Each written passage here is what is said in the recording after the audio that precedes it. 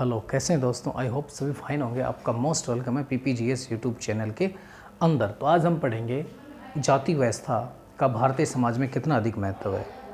जाति व्यवस्था का भारतीय समाज में बहुत ही अधिक महत्व है, क्योंकि जाति व्यवस्था के आधार पर भारत में नारा देकर लोग इलेक्शन जीतते हैं। लोगों को टिकट भी इसी जाति व्यवस्था के आधार पर दी जाती है। चुनाव भी जाति व्यवस्था के आधार पर लड़े जाते हैं और जीते भी जाते हैं। लोग भारतीय राजनीति के अंदर लोग इतने पागल हो जाते हैं कि वो काम को भूल जाते हैं और सिर्फ भाई ये अमुक व्यक्ति है, ये इस जाति का है, इसको वोट देना है। यानी जाति के आधार पर ही इलेक्शन लड़े जाते हैं। जाति के इलेक्शन के अंदर जाति का नारा भी दिया जाता है। मुख्य रूप से जाति, अनुसूचित जाति आज हमारा टॉपिक है। उसको पढ़ने से पहले हम कुछ उससे पहले चलते हैं। जब समाज के अंदर सबसे पहले कर्म का सिद्धांत था। कर्म के सिद्धांत का मतलब ये था कि कोई भी व्यक्ति अपने प्रोफेशन, अपने काम के आधार पर एक कास्ट से दूसरी कास्ट में जा सकते थे। उस समय जाति के जो बंधन थे बहुत ढीले थे। एक व्यक्ति ब्राह्मण का काम करता है, उसको छोड़कर वो व्यक्ति क्षत्रिय का काम कर सकता था। क्षत्रिय का जो काम करता है वो शूद्र काम कर सकता था। यानी वो अपने प्रोफेशन को चेंज कर सकता था। लेकिन धीरे धीरे जाति के बंधन बहुत टाइट हो गए और जाति के बंधन टाइट होने की वजह से कर्म का सिद्धांत कहीं ना कहीं समाप्त हो गया और उसकी जगह जन्म का सिद्धांत आ गया। जन्म का सिद्धांत का मतलब होता है जिस व्यक्ति का जिस भी जाति व्यवस्था में जन्म हो गया वो व्यक्ति अपनी जाति व्यवस्था को चेंज नहीं कर सकता था। अपने कर्म, अपने व्यवसाय को बदल नहीं सकता था। उसी व्यवसाय के अंदर उसको रहकर अपना काम करना पड़ता था। मुख्य रूप से इसको अगर हम देखें तो हमारे समाज के अंदर जो डायग्राम बनाया गया, ब्राह्मण सबसे ऊपर, क्षत्रिय, वैश्य, शूद्र, इसके आधार पर भारतीय समाज को बांटा गया था। ब्राह्मण, क्षत्रिय, वैश्य, शूद्र। मुख्य रूप से ऐसा भी कहा जाता है कि हमारे धर्म ग्रंथों के अंदर जाति व्यवस्था के बारे में कुछ लिखा हुआ है, उसको लेकर भी बहुत कुछ कहा जाता है। मुख्य रूप से जाति व्यवस्था को अंग्रेजों ने और अधिक बढ़ाया और इन प्रकार से ये जो जातियाँ थी इनका शोषण किया, समाज को और अधिक डिवाइड किया। तो अब डॉक्टर भीमराव अंबेडकर के बारे में देखते हैं। डॉक्टर भीमराव अंबेडकर जिसने इस वर्ग को ऊपर उठाने में सामाजिक रूप से, आर्थिक रूप से बहुत बड़ा योगदान किया, उनको आगे बढ़ाया और संविधान का जिन्हें फादर भी कहा जाता है और जो संविधान बनाया गया उसके अंदर इन जातियों के लिए आरक्षण की व्यवस्था की गई। हालांकि उस समय आरक्षण देना बिल्कुल सही था, क्योंकि अगर आप आरक्षण नहीं देते तो कभी भी ये जातियाँ आगे नहीं बढ़ पाती।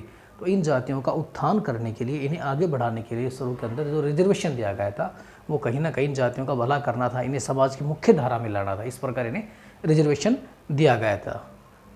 तो प्रारंभिक जो रिजर्वेशन था लगभग 10 साल के लिए दिया गया था, लेकिन बाद में संविधान में बार बार संशोधन करके उस रिजर्वेशन को लगातार बढ़ाया जा रहा है। और अभी वर्तमान में ये मुद्दा भी चल रहा है कि भाई रिजर्वेशन है उसको जाति के आधार पर ख़त्म कर उसको आर्थिक आधार पर लाना चाहिए, अर्थात जाति के आधार पर रिजर्वेशन बंद करना चाहिए।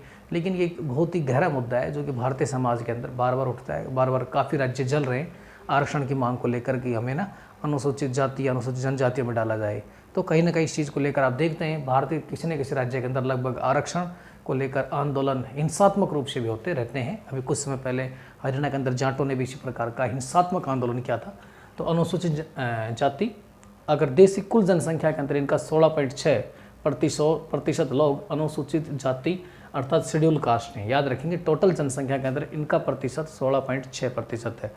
कुल जनसंख्या की दृष्टि से सर्वाधिक अनुसूचित जाति की जनसंख्या उत्तर प्रदेश के अंदर है। इसी कारण मायावती जी जो बहुजन समाज पार्टी की सुप्रीमो है, उनकी राजनीति मुख्य रूप से इन्हीं जातियों के इर्द गिर्द घूमती है। इस प्रकार इस पार्टी का मुख्य रूप से मैं कहूँ कि राजनीतिक वर्चस्व कह सकते हैं या राजनीतिक पकड़ कह सकते हैं, वो उत्तर प्रदेश के अंदर ही है और किसी राज्यों के अंदर नहीं है। इसी कारण मायावती 3 बार उत्तर प्रदेश की मुख्यमंत्री भी बन चुकी है। इसके बाद अर्थात उत्तर प्रदेश के बाद ये जाति मुख्य रूप से पश्चिम बंगाल में पाई जाती है, उसके बाद बिहार के अंदर, उसके बाद आंध्र प्रदेश के अंदर, वह उसके बाद तमिलनाडु के अंदर पाई जाती है। इसको ऐसे समझ सकते हैं कि हम डायग्राम बनाएं तो सबसे ऊपर जो है उत्तर प्रदेश, फिर पश्चिम बंगाल, फिर बिहार, फिर आंध्र प्रदेश, फिर तमिलनाडु। नेक्स्ट है ये नागालैंड, अंडमान निकोबार द्वीप समूह, लक्षद्वीप में शून्य, अर्थात अनुसूचित जो जाति है उनकी जनसंख्या इन एक भी राज्य के अंदर बिल्कुल भी मात्रा में नहीं पाई जाती है। केंद्र शासित प्रदेशों में बात करें तो केंद्र शासित प्रदेशों में सर्वाधिक जनसंख्या जो पाई जाती है वो दिल्ली में अंदर पाई जाती है। केंद्र शासित प्रदेश में इनकी जनसंख्या सर्वाधिक दिल्ली में पाई जाती है। अनुसूचित जाति का सर्वाधिक प्रतिशत, इस जाति का सर्वाधिक प्रतिशत पंजाब के अंदर है जो कि 31.9% है। अनुसूचित जाति का सर्वाधिक प्रतिशत पंजाब के अंदर 31.9%। अब याद रखेंगे 31.9% है, काफ़ी अधिक प्रभाव है। लेकिन उसके बावजूद भी मायावती मुख्य रूप से यहाँ अपने पैर नहीं जमा पाई है, इतनी अधिक इनकी पॉपुलेशन होने के बावजूद भी।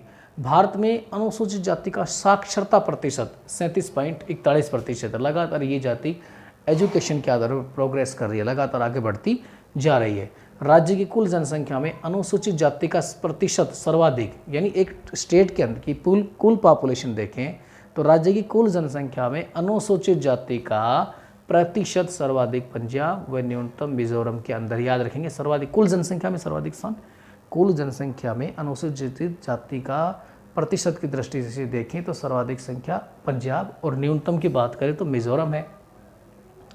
अनुसूचित जाति का लिंग अनुपात यानी सेक्स रेशो देखें तो 945 है, 945, अर्थात 1000 पुरुषों के पीछे 945 महिलाओं की संख्या है। तो मैं मानता हूँ कि जाति व्यवस्था के बंधन धीरे धीरे समाप्त होने चाहिए। और जो अनुसूचित जाति के जो लोग हैं जिन्होंने पास्ट के अंदर हम देखते थे बहुत अधिक जाति व्यवस्था थी, एक साथ बैठते नहीं थे, साथ उनको खाना नहीं खाने दिया जाता था, और उस समय देखें तो समाज के अंदर बहुत अधिक भेदभाव हो जाता था। लेकिन वर्तमान समय के अंदर वो भेदभाव धीरे धीरे कम होता जा रहा है। अब जाति व्यवस्था के बंधन धीरे धीरे खत्म होते जा रहे हैं।